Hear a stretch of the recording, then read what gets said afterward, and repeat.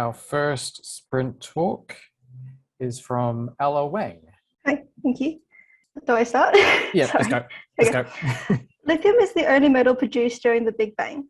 Abundances of lithium predicted by Big Bang nucleosynthesis disagrees with observations of metal-poor stars. There are two isotopes of lithium, lithium-6 and lithium-7. There is a factor of 3 higher lithium-7 predicted by Big Bang nucleosynthesis than observed in stars. Interestingly, lithium-6 goes the other way. The Big Bang should have only produced trace amounts, but there have been detections of lithium-6 in these very same stars. We observed 3 metal-poor old stars with espresso at VLT. There has been some discussion of high sig-noise ratio and resolution numbers thrown around today, but I believe we have beat them all with sig-noise ratio of 2000 and resolution of 140K.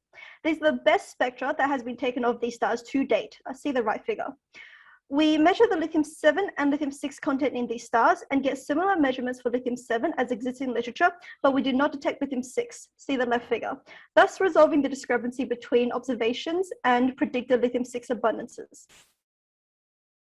Great, thank you. Okay, I will go to the next slide if I press the correct button. All right, so David, Yong, go. Hey, so neutron star mergers were identified in 2016 or 2017 as a source of the R process elements, so things like gold, uranium, europium. But in the Kobayashi-Karakas-Lugaro chemical evolution model, these neutron star mergers alone just can't explain the abundances of R process elements that we see in metal-poor stars. So the SkyMapper Extremely Metal-Poor Star team discovered, as Gary's already mentioned, the lowest metallicity, highly R process enriched star.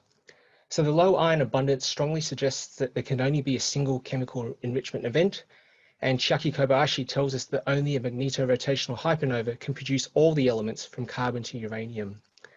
So the rotation comes from the high nitrogen, the hypernova requires, high zinc requires hypernova, and the R process elements come from the neutrino process in the bipolar jets. So if you want to see more details, check out our Nature paper. Thank you, David.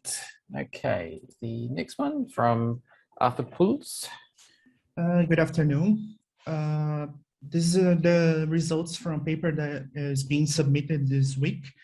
It's analysis, a chemical, dynamical, and asteroseismic analysis of 7 metal-poor giants from the Keplerfield. Here are some highlights.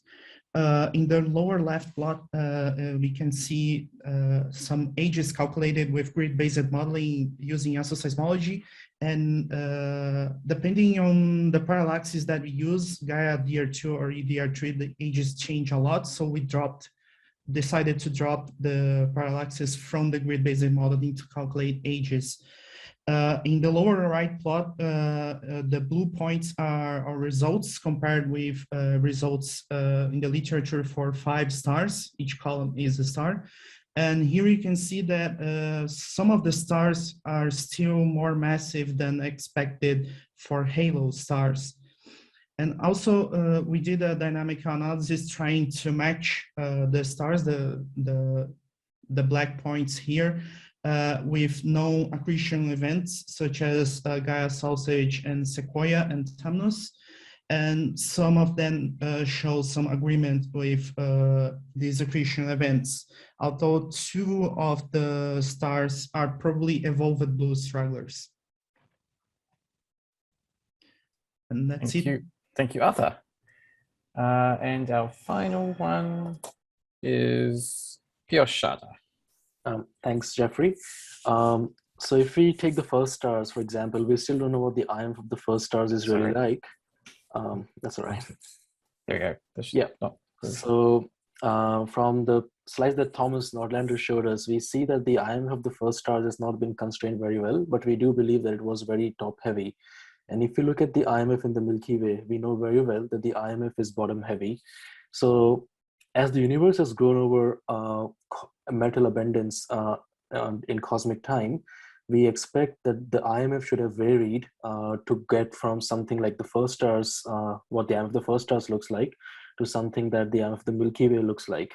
So in this particular work, we study the variation of the IMF, in particular the characteristic mass of the IMF that sets the peak as a function of metallicity. So if we look at low pressure environments typical of Milky Way-like galaxies, we find that the characteristic mass sort of smoothly transitions from being very top heavy at very low metallicities to being bottom heavy and consistent with what we see in the Milky Way at solar metallicities. Similarly, if we look at very high pressure environments like early type galaxies, we find a similar trend, although we find that the characteristic mass in these sort of environments already becomes bottom heavy by the time the metallicity increases to 10 to the power minus 4 solar masses. So to answer the question, when did the IMF become bottom heavy?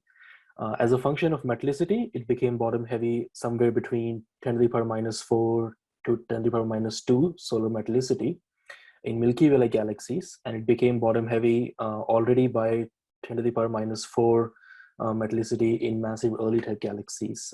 For more details, please check out this paper on arXiv. Thank you. Okay, thank you, Piyush, and last sprint talks.